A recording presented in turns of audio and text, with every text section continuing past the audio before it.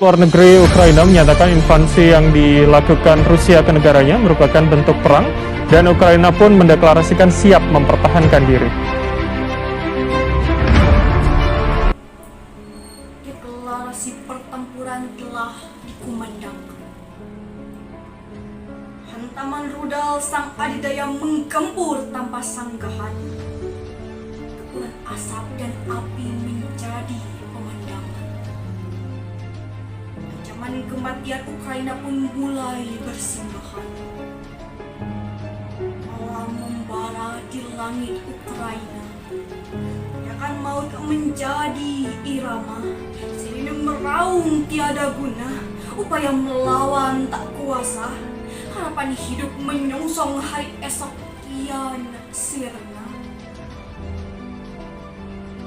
Rusia punya alasan. Ekspansi militer mereka siasati. Segala kekuatan mereka kerahkan. Dinamika pertempuran sudah teruji. Tapi Ukraina bukan lawan. Keduanya berbenturan. Pertumpahan darah tak terelakkan. Nyawa berharga kian berjatuhan demi negara sang pujaan. Dunia mulai melirik tak bergerak. Ada yang mengiba dan ada juga yang terbahak. Dunia gelisah memihak.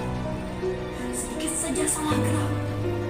Perang dunia ketiga siap menghidap. Konflik antara Rusia dan Ukraina yang tak kunjung menemukan titik temu, kian menimbulkan banyak korban berjatuhan. Lantas, bagaimana hukum internasional memandang masalah ini? Selamat datang kepada para federasi yang perwakilan dari tiap-tiap negaranya. Seperti yang diketahui bersama, bahwasanya pada rapat darurat kali ini membahas terkait adanya invasi Rusia terhadap Ukraina yang tentunya memicu adanya pelanggaran HAM ataupun yang bisa sampai kepada perang dunia ketiga. Maka dari itu, diadakannya rapat kali ini akan membahas terkait invasi Rusia dan Ukraina. Silahkan kepada para federasi untuk menyampaikan apa saja yang perlu disampaikan. Waktu dan tempatnya dipersilakan. Baik, terima kasih Dewan Keamanan PBB yang saya hormati. Kami dari Ukraina menyatakan bahwa Rusia telah melakukan kejahatan perang yang menyebabkan sejumlah korban dari warga sipil maupun anak-anak yang dikhawatirkan nantinya akan terjadi krisis kemanusiaan akibat dari operasi militer yang telah dilakukan oleh Rusia.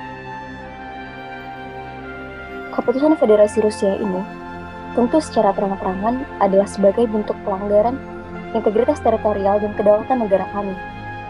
Dan ini tentunya tidak sesuai dengan prinsip-prinsip dari Piagam Rusia itu sendiri. Lepaskan jabatanmu sebagai ketua. Tidak ada api penyucian bagi penjahat perang. Mereka langsung masuk neraka, Duta Besar. Terima kasih.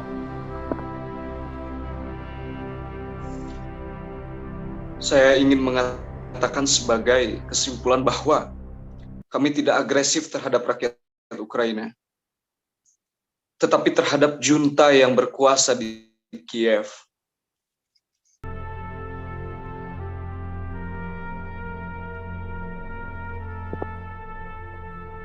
Anda ingin saya membedah semantik gila yang presidennya melanggar piagam, yang presidennya sudah menyatakan perang, dan dia bermain-main dengan kata-kata. Dan Anda meminta saya untuk menafsirkan. Ini sungguh gila. Kami berkomitmen untuk jalan damai. Kami berkomitmen untuk jalan damai dan diplomatik, dan kami akan tetap teguh di atasnya. Kami berada di tanah kami. Kami tidak takut apapun ataupun siapapun. Kami tidak berhutang apapun kepada siapapun, dan kami tidak akan memberikan apapun kepada siapapun. Karena ini bukan Februari 2014, tapi ini Februari 2022. Kami dengan tegas meminta agar Rusia segera menarik seluruh pasukannya dari Ukraina. Rusia sendiri tidak melaksanakan kewajibannya. Bahkan 3 menit yang lalu, Duta Besar Federasi Rusia mengkonfirmasi bahwa Presiden Putin telah menyatakan perang di negara kami.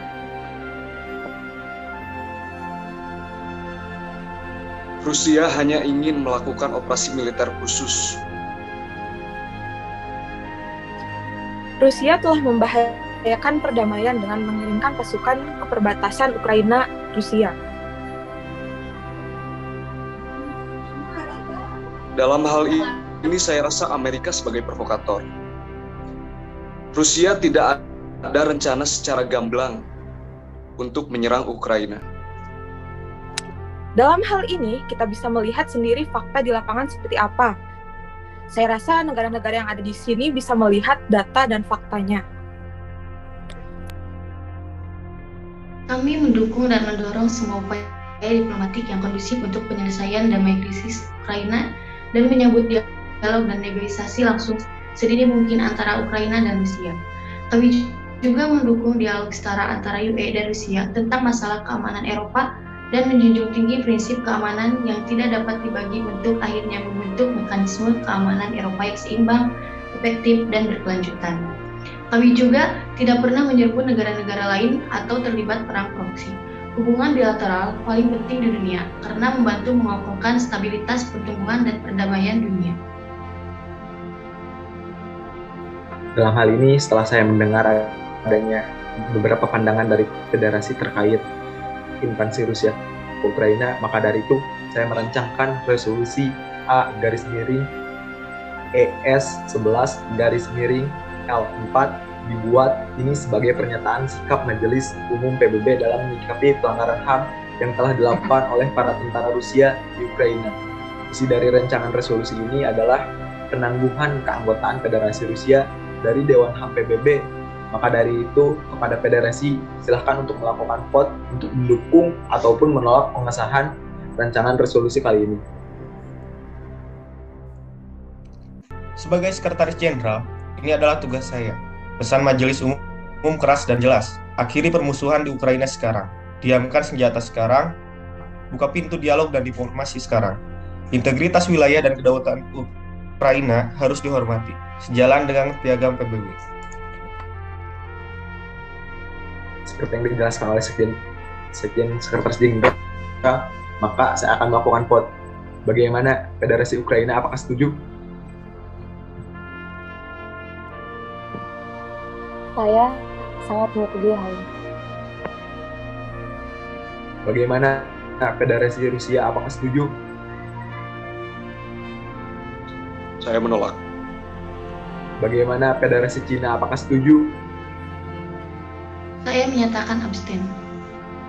Bagaimana Federasi Amerika, apakah setuju?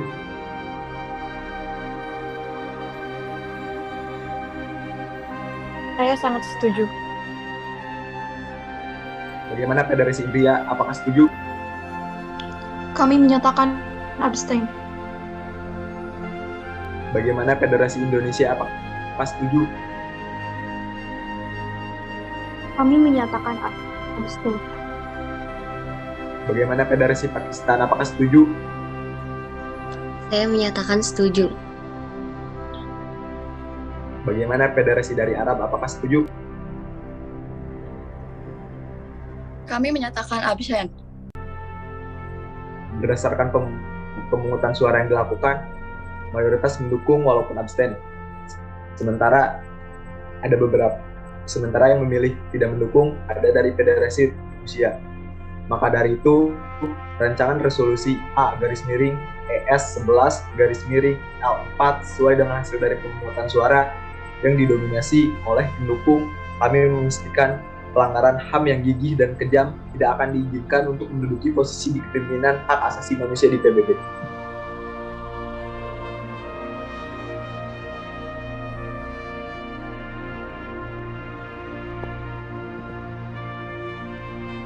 Baik, izinkan saya untuk menambahkan beberapa hal. Kami, Ukraina,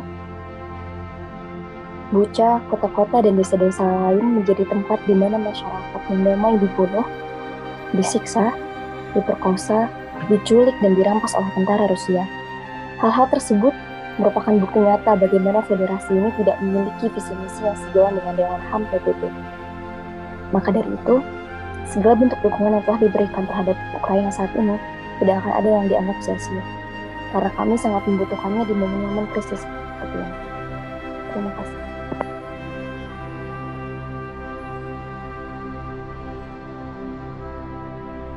Indonesia tidak menganggap enteng laporan pelanggaran berat dan sistemik dan penyalahgunaan HAM, termasuk laporan dari Bucha.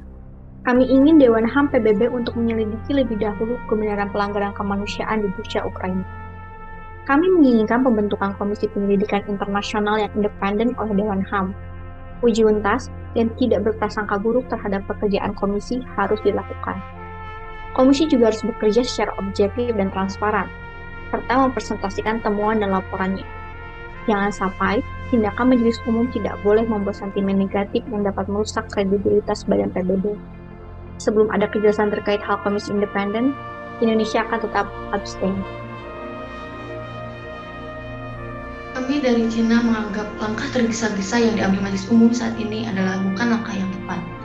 Mengingat keadaan konflik yang terus memanas, kami beranggapan langkah ini hanya akan memaksa negara-negara untuk memilih pihak, lalu memperburuk perpecahan di antara negara-negara anggota dan mengintensifkan konfrontasi antara pihak-pihak terkait.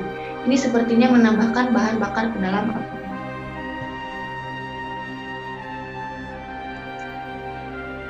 Kami menyangkal adanya kekerasan dan pelanggaran HAM yang terjadi pada pihak sipil Ukraina oleh pihak militer Rusia.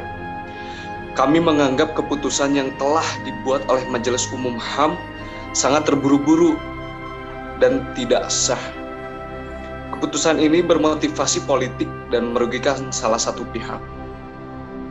Sudah seharusnya negara-negara melawan agenda negara-negara barat serta arsitektur hak asasi manusia yang telah mereka buat. Namun saya sebagai wakil duta besar Rusia berwenang untuk membuat pernyataan berikut. Federasi Rusia membuat keputusan untuk mengakhiri atau menangguhkan keanggotaannya di Dewan HAM PBB. Terima kasih. Baik, terima kasih. Walaupun demikian, sesuai dengan keputusan voting suara tadi, mengingat undang-undang terakhir Konferensi Keamanan dan Kerjasama di Eropa ditandatangani di Helsinki pada 1 Agustus 1975 dan Memorandum Jaminan Keamanan sehubungan dengan aksesi Ukraina pada Perjanjian tentang non-proliferasi senjata nuklir Memorandum Budapest pada 5 Desember tahun 1994 mengutuk Deklarasi 24 Februari 2022 oleh Federasi Rusia tentang operasi militer khusus di Ukraina, menegaskan kembali bahwa tidak ada akuisisi teritorial yang dihasilkan dari ancaman atau penggunaan kekuatan yang akan diakui sebagai sah.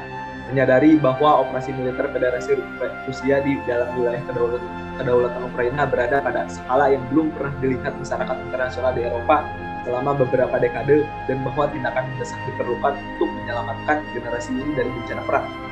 Menyetujui pernyataan Sekretaris Jenderal, di mana ia mengingatkan bahwa penggunaan kekuatan oleh satu negara terhadap negara lain adalah penolakan terhadap prinsip-prinsip yang setiap negara telah berkomitmen untuk menegakkan, dan bahwa serangan militer Federasi Rusia saat ini adalah melawan piagam. Mengutuk keputusan Federasi Rusia untuk meningkatkan kesiapan kekuatan nuklirnya.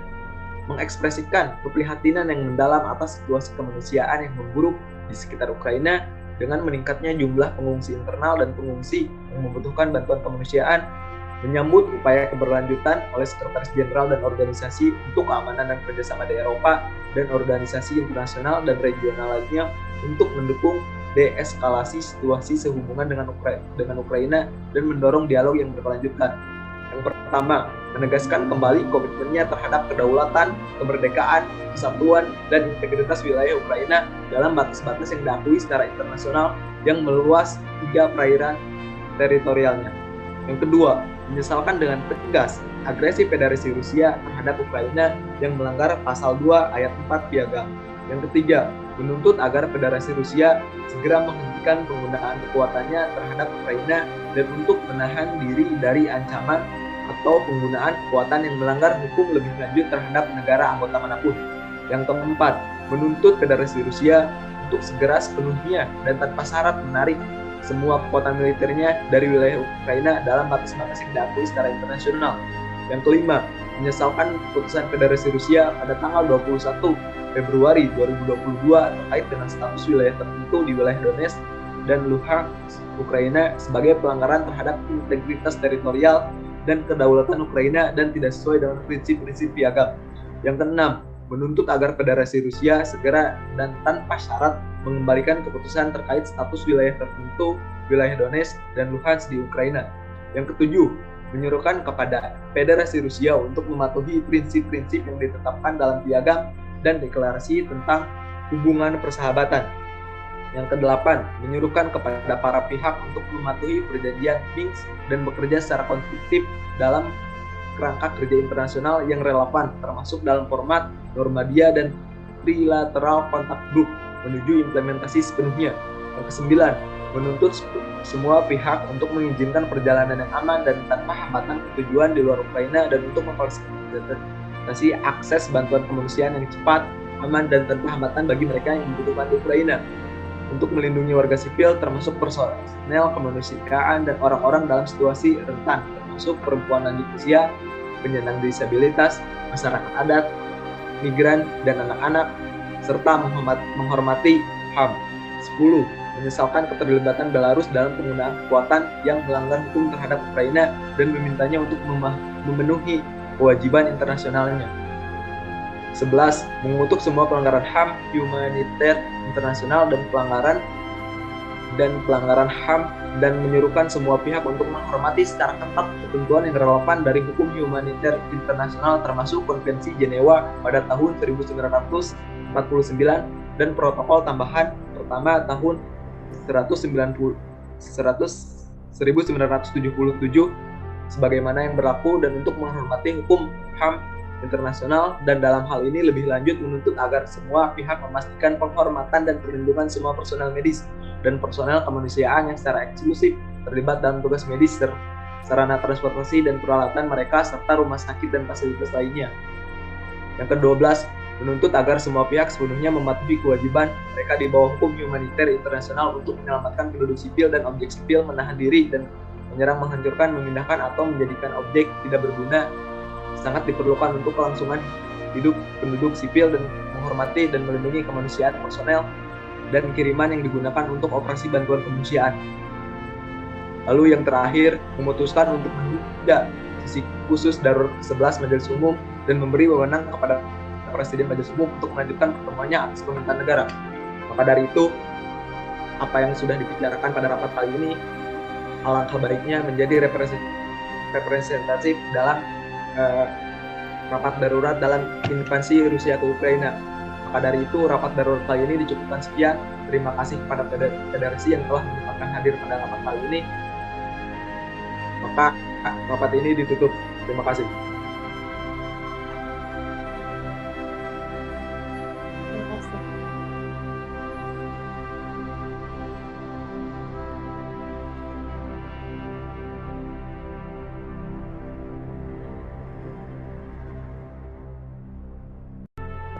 Udah guys, stop record. Penyelesaian konflik Rusia-Ukraina dalam pandangan hukum internasional yakni salah satunya pada pasal 33 PBB. Prioritasnya adalah penghentian gencatan senjata biasanya melalui perundingan diplomatik baik itu jalur politik maupun jalur hukum, sedangkan Ukraina sudah submit ke ICC dalam jalur hukum. Hal ini dianggap akan menghentikan melalui jalur politik akan menjadi kurang efektif karena Rusia mempunyai hak veto sehingga bisa memveto Rusia dalam kasus ini, yang artinya perlu adanya reformasi dalam hal voting.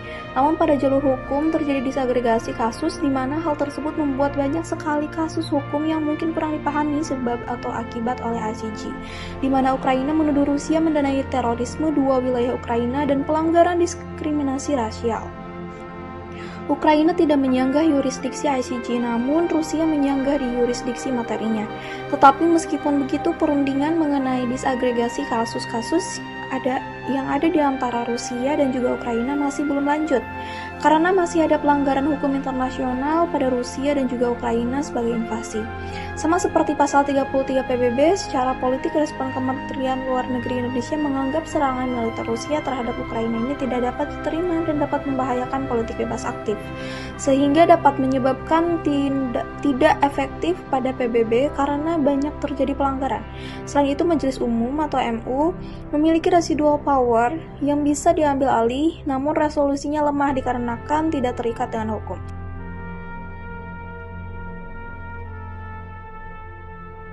Hukum internasional diartikan sebagian hukum yang mengatur aktivitas entitas berskala internasional, sehingga pada awalnya hukum internasional hanya diartikan sebagai perilaku dan hubungan antar negara.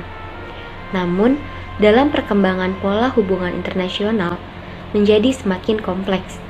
Adapun demikian, hukum internasional juga mengurusi struktur dan perilaku organisasi internasional pada batas tertentu, seperti perusahaan multinasional dan individu. Hukum internasional juga dipandang sebagai hukum bangsa-bangsa, hukum antar bangsa, atau juga disebut hukum antar negara.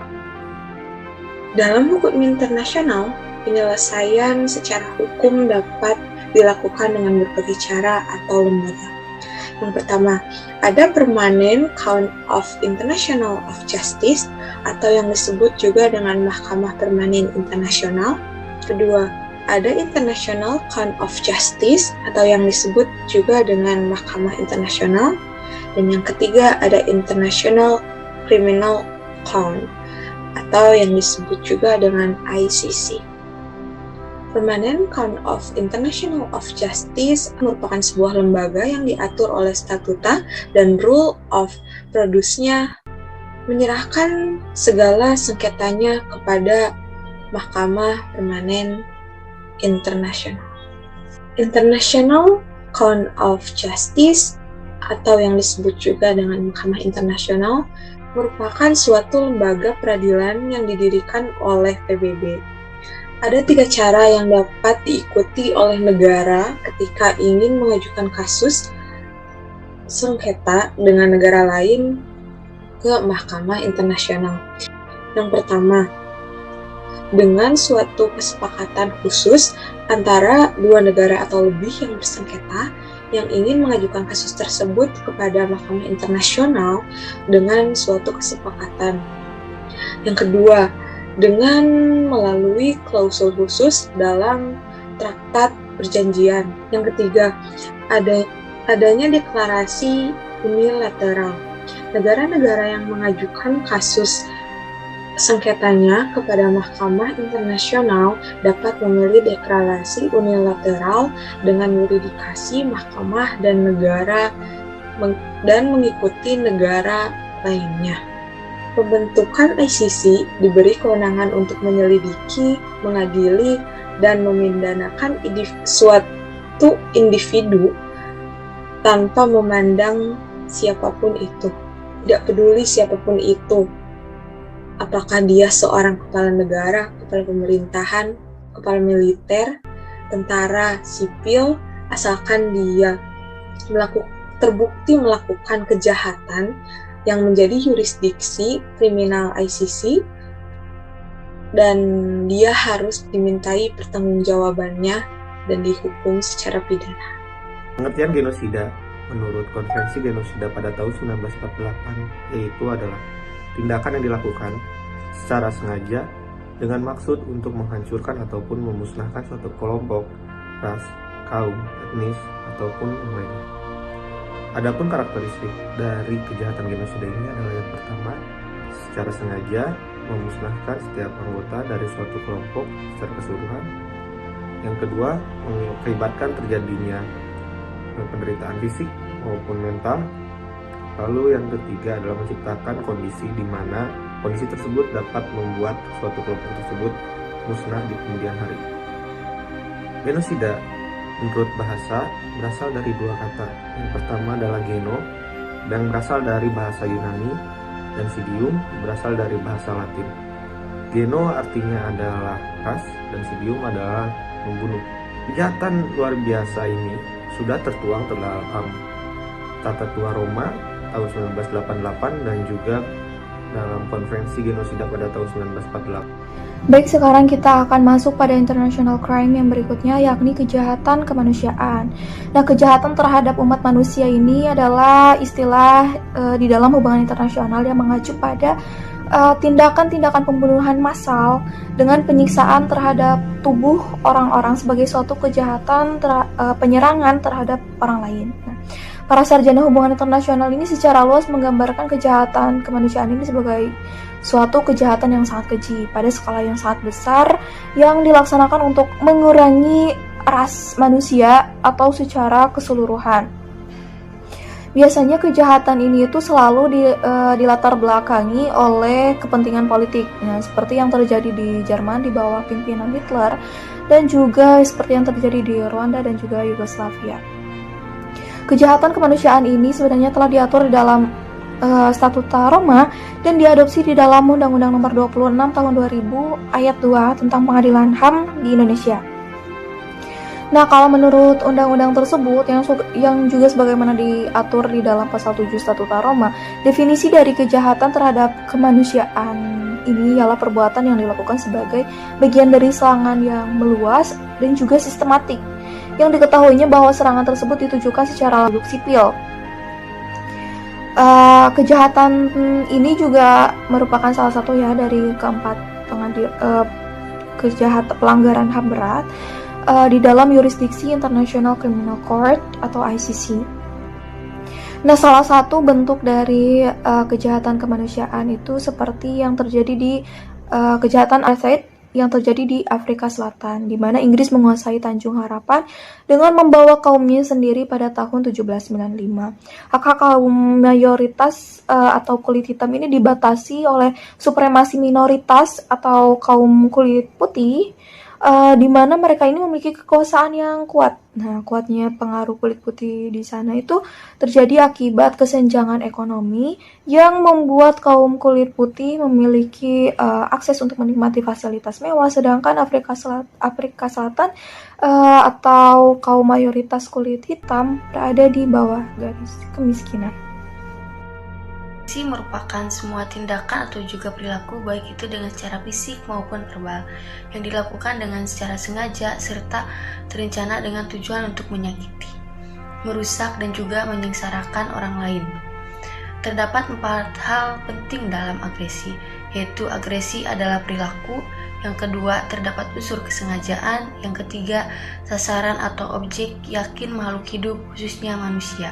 Yang keempat, terdapat upaya untuk menghindar yang dilakukan oleh korban.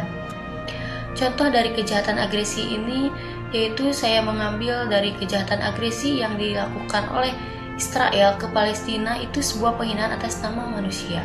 Dalam bentuk agresi kepada negara Palestina ini sudah melanggar hukum. Sedangkan kejahatan agresi menurut para ahli, yaitu menurut Bush dan Perry, merupakan suatu perilaku atau tindakan yang berniat untuk dapat menyakiti orang lain baik itu secara fisik maupun psikologis. Hukum internasional. Dalam instrumen hukum internasional terdapat sebuah konvensi status Roma tahun 1998 yang menjadi sebuah kesepakatan negara-negara di dunia yang di dalamnya berisi kejahatan-kejahatan yang dianggap sebagai kejahatan internasional yang dapat diseret ke Mahkamah Pidana Internasional yang berkedudukan di Den Haag, Belanda.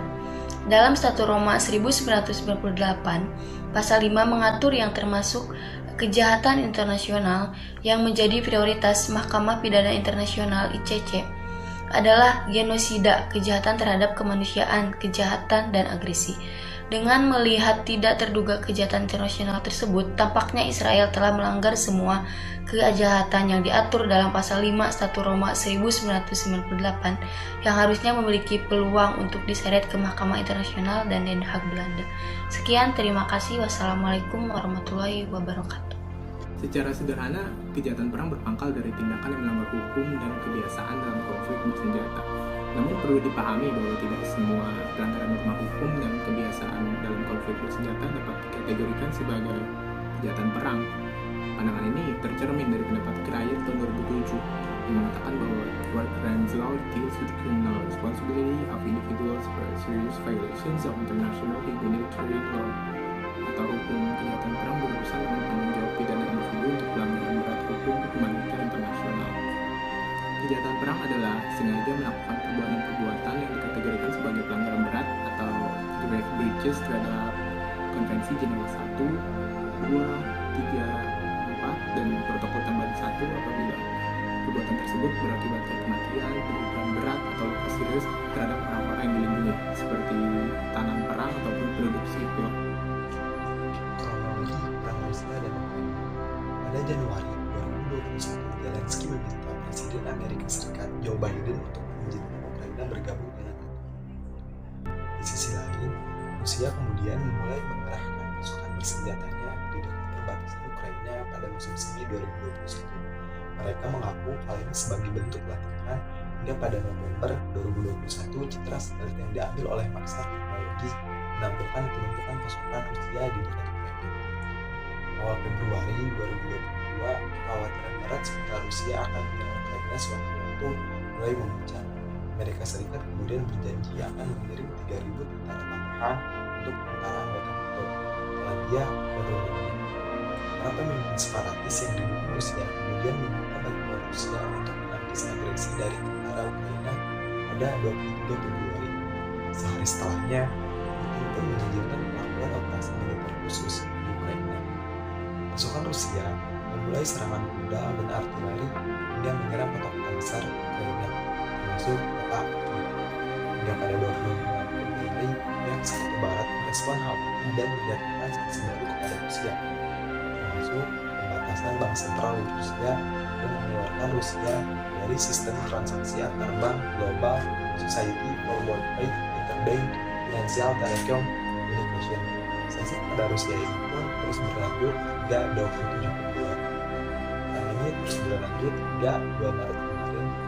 Majelis Umum PBB menyetujui resolusi tidak mengikat yang mengutuk Rusia atas invasinya ke Ukraina dan menuntut mereka untuk menarik pasukannya dari sana.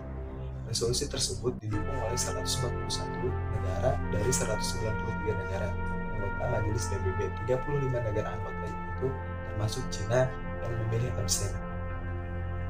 Rusia dan Ukraina mempunyai peran penting strategis dalam perdagangan global. Dari adanya konflik ini mempengaruhi supply chain yang dimiliki oleh Rusia dan Ukraina.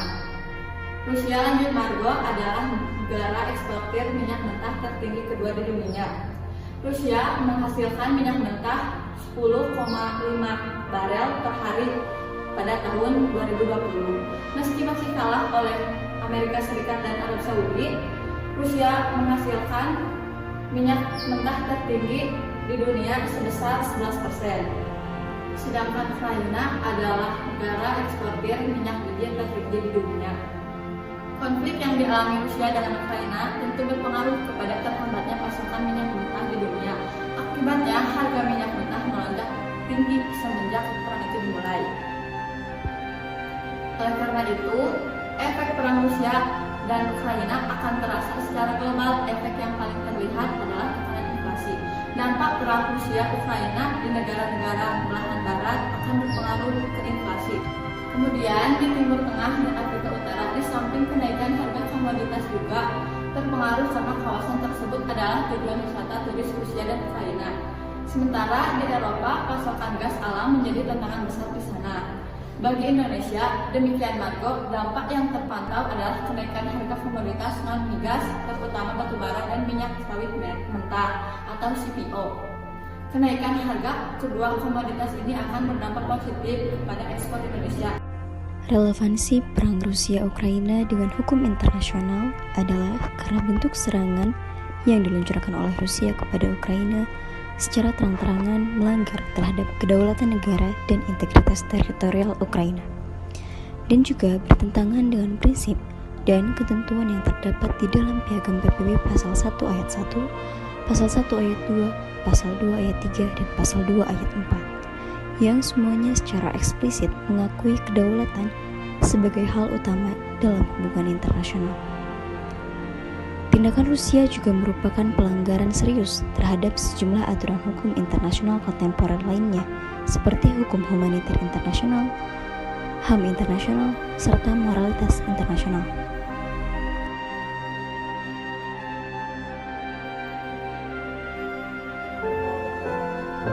Tidak ada nama, karya, prajurit Ukraina.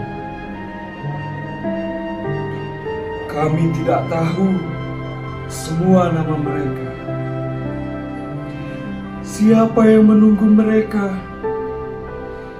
Siapa yang menangis untuk mereka? Di mana rumah mereka? Bagaimana perang menyakiti mereka?